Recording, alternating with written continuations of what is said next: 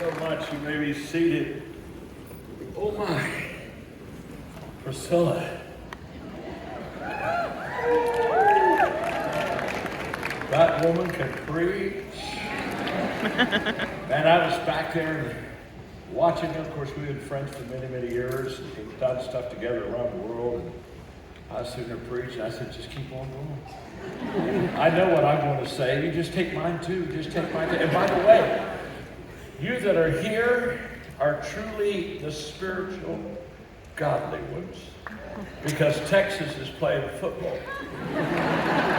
And you're here. You understand Texas winning or losing has nothing to do as much with your success as you being here today. Just look at your neighbor and say, we are the godly ones. Go ahead. We're the godly ones. We're the godly ones. And in fact, we have to say that says how godly we're not. I love to hear Priscilla teach and communicate. She's such a beautiful, gifted lady of God, and wow. And now you got me. My name is John, and I'm your friend. And on the count of three, give me your name. 1, 2, 3. Tamika! Nice to meet you. Nice to meet you. If you came in and we were just having a lunch, just you and me. We were just sitting here at the table. We had an hour together, and we're just talking. And you asked me, John, how could I just really improve my life? How could I do better, grow? I would talk to you about the importance of personal growth. The fact that you go as far as you grow. Now, on spiritual things, I would always share my faith, but if we were not talking about something spiritual, we're talking about something that allows you to reach your potential, your God-given potential, may I say. I would talk to you about the importance of personal development and growth, and how that you don't go to a better future, you grow to a better future.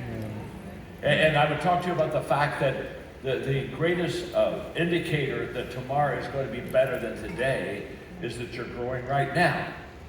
And then we would talk about personal growth. And then if you pressed me and said, well, John, since you're passionate about personal growth and development, and I am, what's the greatest way for me to grow and develop and reach my potential?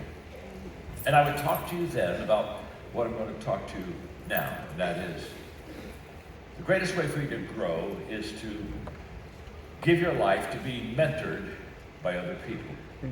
That people that mentor your life will determine the speed of your journey and the growth of your journey more than anything else. That there are many ways to grow, and I have practiced at least 14 different personal growth, different ways now. So there's not just one way, but the best way is to commit your life to mentoring. And I'm going to talk to you now about how do you maximize your mentoring? How do you take mentoring if it's so important? And how do you wring it out and get the most out of it and learn the best and receive the most from it? So let me just ask you a question, because I'm just about ready to dive into this topic. How many of you, one of the reasons that you came here today was that you wanted to improve your life, that you wanted to make your life better tomorrow than it is today? Let me see your hand. That's why you came. I mean, to me, as I'm looking out, it literally looks unanimous. We're all here, and we want to improve our life. We want to grow. We want to get better. True? Yeah. In fact, look at your neighbor and say to them, I know you want to improve your life. Go ahead and tell them. I know you want to improve your life. See, that's good. In fact, look at that same person and say, why do you think I brought you here? Why do you think I brought you here? Do you think this was an accident, huh? Don't you think I did that? Don't you think I did that on purpose? Somebody asked me one time what I would attribute to the success that I've had, whatever that would be. And I said, without question, the success, whatever that level would be in my life, has been mainly determined by the people that mentored me, that came alongside of me and pour themselves into my life. And so I guess what I could say to you that if I'm successful, it's because I've had other people that were successful mentor me. Does that make sense? Mm-hmm. And I have a great passion at the age of 77 to do that for you, to make sure that you're mentored well, and that you're really committed to maximizing your mentoring experience. So let me get real simple. Let me get real practical with you.